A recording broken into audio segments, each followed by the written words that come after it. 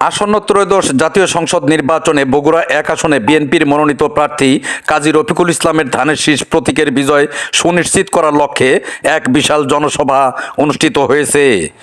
৯ ফেব্রুয়ারি রোজ সোমবার সারিয়াকান্দি উপজেলা বিএনপির আয়োজনে সারিয়াকান্দি ডিগ্রি কলেজ মাঠে উপজেলা বিএনপির সভাপতি অ্যাডভোকেট নূরে আজম বাবুর সভাপতিত্বে উপজেলা বিএনপির সাংগঠনিক সম্পাদক শ্যামল মাহমুদের সঞ্চালনায় উক্ত বিশাল জনসভাটি অনুষ্ঠিত হয়। বিশাল জনসভাটি সফল করতে সকাল থেকে উপজেলার বিভিন্ন ইউনিয়ন থেকে আগত মিছিলে মিছিলে জনসভাস্থল জনসমুদ্রে পরিণত হয়। অনুষ্ঠিত বিশাল জনসভায় প্রধান অতিথির বক্তব্যে বগুড়া ১ আসনের বিএনপির মনোনীত প্রার্থী আলহাজ কাজী রফিকুল ইসলাম তার বক্তব্যে বলেন, আমরা দীর্ঘদিন যাবৎ এই দলের জন্য কাজ করছি। আজকে আমাদের ফসল তোলার পালা, ধানের শীষের বিজয় নিয়ে আসার পালা।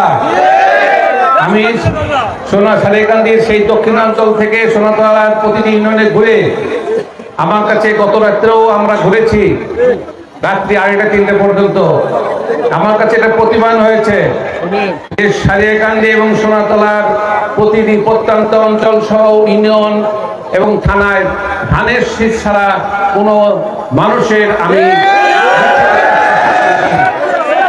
আমার কাছে মনে হয়েছে এই সারিয়াকান্দি সোনাতলার পুরোপুরিভাবে এই জনগণ, এখন সাধারণ মানুষ, আমার মা বোনেরা, আমি ধন্যবাদ এবং কৃতজ্ঞতা জানাই, তারা এখন এই ধানের শীষকে শক্ত করে ধরেছে, তাদের আমানত।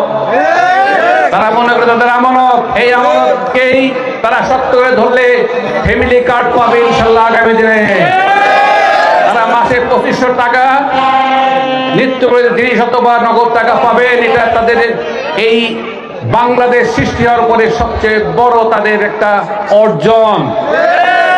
কাজে আমার মা বোনেরা জানে, এই ধানের শীষেরা ভোট দিলে সব সময় তিনি এবং তার স্বামী সন্তানরা সুখে থাকে, পরিবার শান্তিতে থাকে, নিরাপত্তায় থাকে, ঠিক না?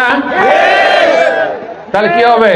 একটা স্লোগান দিই না, ভোট দিব কিসে, ভোট দিব কিসে।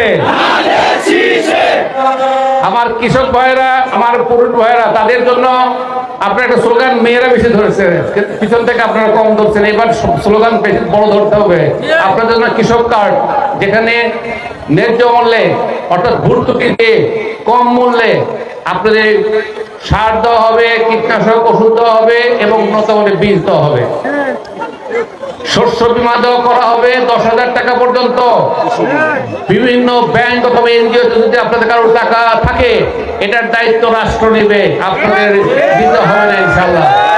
এটা আপনাদের জন্য বিরাট একটা, আমার মনে হয় অনেকেই এই এনজিও দ্বারা অনেকের টাকা পয়সা বা বিভিন্ন ব্যাংকের দ্বারা টাকা পয়সা নিয়ে অনেকেই বাড়ি ছাড়া হয়ে আছেন, তাদের জন্য একটা বড় অর্জন হবে ইনশাল্লাহ। পাশাপাশি আপনাদের জন্য স্বাস্থ্য কার্ড করা হয়েছে। এই স্বাস্থ্য কার্ড আপনাদের এবং আপনাদের পরিবারের এবং সন্তানদের জন্য একটা বড় আপনাদের অর্জন হবে, এবং যেটা স্বাস্থ্য সেবা আপনাদের নিশ্চিত করা হবে। আর সময় নাই, আর 2 দিন 3 দিন সময় আছে।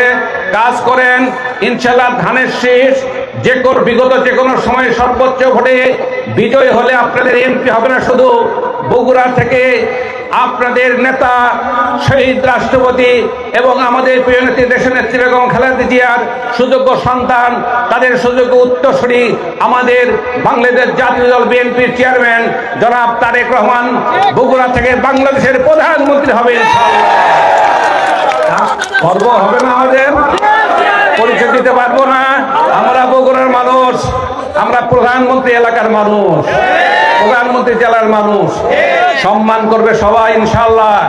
আমরা বিশ্বাস করি দলমত নির্বিশেষে, আমরা যারা অন্য দলের আছে, যারা স্বৈরতন্ত্র গত 18 বছর করেছেন, আপনাদের মতো উদারত আহ্বান, আপনাদের যারা মামলা মোকদ্দমার শিকার হয়েছেন, যারা আমাদের বিরুদ্ধে অনেক নির্যাতন করেছেন, আমরা মজলুমের শিকার ছিলাম, আপনারা সবাই কাঁধে নিহত ছিলেন না।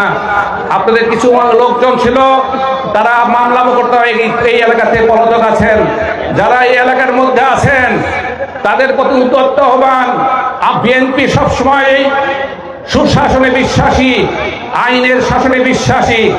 আপনারা আপনাদের ভোট নিরাপদে আপনি এলাকা ভোট কেন্দ্রে গিয়ে আমাদের নেতাকর্মীরা সহযোগিতা করবে। আপনারা ভোট দিয়ে আপনারা আপনাদের এই যে ভোটাধিকার, এই অধিকার আপনাদের আমি বলবো যে আপনারা অধিকার হবেন না, আপনারা অধিকার প্রতিষ্ঠা করে বাংলাদেশে এই জাতীয়তাবাদী দলের এই ধানের শীষের পক্ষে ভোট দিয়ে আপনারা একটা গর্বিত সন্তান হিসেবে আমাদের এলাকায় আমাদের সাথে কাজ করবেন। এটা আপনাদের প্রতি আমার উদাত্ত আহ্বান।